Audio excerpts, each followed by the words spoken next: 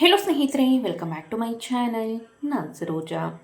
ಸ್ನೇಹಿತರೆ, ಹೀಗೆ ನಾನು ಯೂಟ್ಯೂಬ್ನ ಸ್ಕ್ರೋಲ್ ಮಾಡಬೇಕಾದ್ರೆ ನನಗೆ ಈ ಒಂದು ವಿಡಿಯೋ ಸಿಕ್ತು. ಸ್ವತಃ ಡಾಕ್ಟರೇ ತಿಳಿಸಿರುವಂತಹ ಒಂದು ಹೇರ್ ಆಯಿಲ್ ಅಂತಲೇ ಹೇಳ್ಬೋದು ಈ ಒಂದು ಹೇರ್ ಆಯಿಲು. ಸೊ ಈ ಒಂದು ಹೇರ್ ಆಯಿಲ್ನ ನೀವು ವಾರಕ್ಕೆ 2 ಬಾರಿಯಾಗಿ ಯೂಸ್ ಮಾಡೋದ್ರಿಂದ ಸೊ ನಿಮ್ಮ ತಲೆ ಕೂದಲು ಶಾಶ್ವತವಾಗಿ ಕಪ್ಪಾಗೋದಕ್ಕೆ ಈ ಒಂದು ಹೇರ್ ಆಯಿಲ್ ನಂಬರ್ 1 ಆಗಿ ಕೆಲಸ ಮಾಡುತ್ತೆ ಅಂತಲೇ ಹೇಳ್ಬೋದು.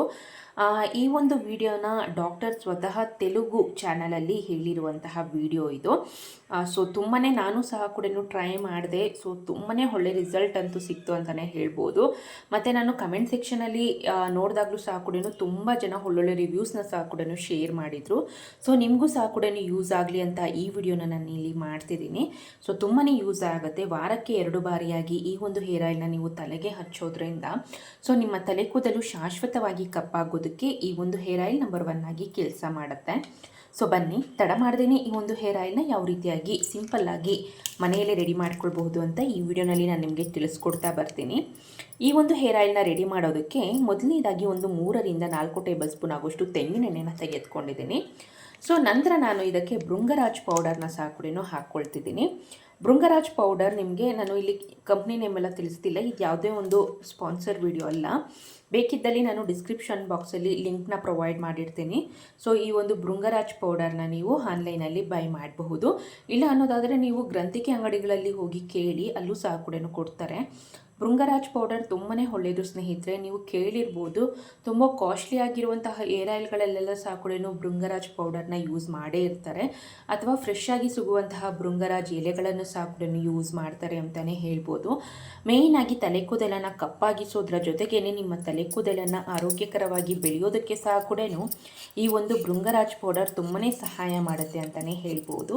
ಸೊ ಆ ಕಾರಣಕ್ಕಾಗಿ ನಾನು ಇಲ್ಲಿ ಒಂದು 1/4 ಟೀ ಸ್ಪೂನ್ ಆಗೋಷ್ಟು ಭೃಂಗರಾಜ್ ಪೌಡರ್ನ ಹಾಕ್ಕೊಂಡಿದ್ದೀನಿ.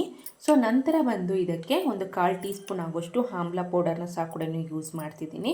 ಇದರ ಲಿಂಕ್ನ ಸಹ ಕೂಡ ನಾನು ಡಿಸ್ಕ್ರಿಪ್ಷನ್ ಬಾಕ್ಸಲ್ಲಿ ಪ್ರೊವೈಡ್ ಮಾಡಿರ್ತೀನಿ. ಸೊ ಇನ್ ಕೇಸ್ ಬೇಕು ಅಂದಲ್ಲಿ ಕೆಲವೊಬ್ಬರಿಗೆ ತಿಳಿದಿರೋದಿಲ್ಲ ಸೊ ಯಾವುದು ಬೆಸ್ಟ್ ಅಂತ. ಸೊ ನಾನು ಡಿಸ್ಕ್ರಿಪ್ಷನ್ ಬಾಕ್ಸಲ್ಲಿ ಅಥವಾ ಸ್ಕ್ರೀನ್ ಮೇಲೆ ಕಾಣುವಂತಹ ಒಂದು ಪ್ರಾಡಕ್ಟ್ ಅಂತ ಕಾಣಿಸುತ್ತಲ್ವ ನಿಮಗೆ, ಅದರ ಮೇಲೆ ಕ್ಲಿಕ್ ಮಾಡಿದ್ರು ಸಹ ಕೂಡ ನಿಮಗೆ ಡೈರೆಕ್ಟಾಗಿ ಪ್ರಾಡಕ್ಟ್ಸ್ ಅನ್ನೋದು ನಿಮಗೆ ಶೋ ಆಗುತ್ತೆ.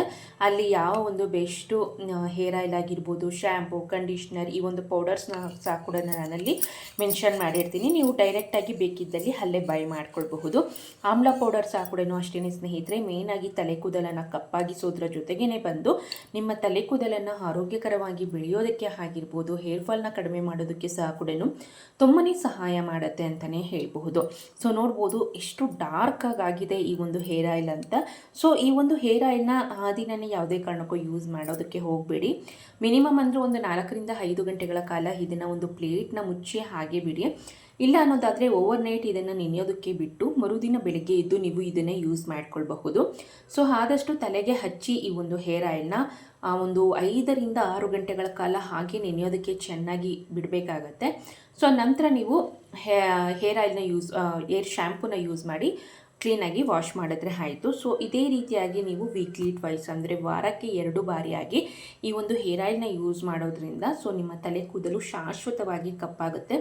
ಇನ್ನೂ ಬೇಗನೆ ಒಳ್ಳೆ ರಿಸಲ್ಟ್ ಬೇಕು ಅನ್ನೋದಾದರೆ ನೀವು ನಾಳೆ ತಲೆಗೆ ಸ್ನಾನ ಮಾಡ್ತೀರಾ ಅನ್ನೋದಾದರೆ ಇವತ್ತು ನೈಟ್ ಇದನ್ನು ತಲೆಗೆ ಹಚ್ಕೊಳ್ಳಿ, ಇನ್ನೂ ಒಳ್ಳೆ ರಿಸಲ್ಟ್ ಕೊಡುತ್ತೆ.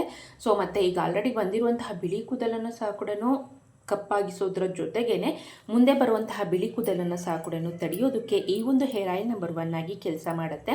ಸೊ ತುಂಬಾ ಸಿಂಪಲ್ ಆಗಿದೆ. ಇದನ್ನು ಜಾಸ್ತಿ ಪ್ರಮಾಣದಲ್ಲಿ ರೆಡಿ ಮಾಡಿ ಸ್ಟೋರ್ ಮಾಡಿ ಸಹ ಕೂಡ ಯೂಸ್ ಮಾಡಬಹುದು. ಜೆಂಟ್ಸು ಸಹ ಕೂಡ ಯೂಸ್ ಮಾಡ್ಬೋದು. ಈಗಂತೂ ಚಿಕ್ಕ ಮಕ್ಕಳಿಗೂ ಸಹ ಕೂಡ ಬಿಳಿ ಕೂದಲಿನ ಸಮಸ್ಯೆ ಅನ್ನೋದು ಕಾಡ್ತಿರುತ್ತೆ. ಸೊ ಅಂಥವರು ಸಹ ಕೂಡ ಯೂಸ್ ಮಾಡ್ಬೋದು. ಯಾವುದೇ ರೀತಿಯಾದಂಥ ಸೈಡ್ ಎಫೆಕ್ಟ್ ಅನ್ನೋದು ಇಲ್ಲದೇ ಬಿಳಿ ಕೂದಲು ಶಾಶ್ವತವಾಗಿ ಕಪ್ಪಾಗೋದಕ್ಕೆ ಈ ಒಂದು ಹೇರ್ ಆಯಿಲ್ ನಂಬರ್ 1 ಆಗಿ ಕೆಲಸ ಮಾಡುತ್ತೆ. ಸೊ ಒಮ್ಮೆ ಟ್ರೈ ಮಾಡಿ ನೋಡಿ, ರಿಸಲ್ಟ್ ಯಾವ ರೀತಿಯಾಗಿ ಬಂತು ಅಂತ ದಯವಿಟ್ಟು ನನಗೆ ಕಮೆಂಟ್ ಸೆಕ್ಷನಲ್ಲಿ ತಿಳಿಸಿ ಅಂತ ಹೇಳ್ತಾ ಮುಂದಿನ ಇಂಟ್ರೆಸ್ಟಿಂಗ್ ವಿಡಿಯೋ ಒಂದಿಗೆ ಮತ್ತೊಮ್ಮೆ ಸಿಗ್ತೀನಿ. ವಿಡಿಯೋ ನೋಡಿದ್ದಕ್ಕಾಗಿ ಧನ್ಯವಾದಗಳು.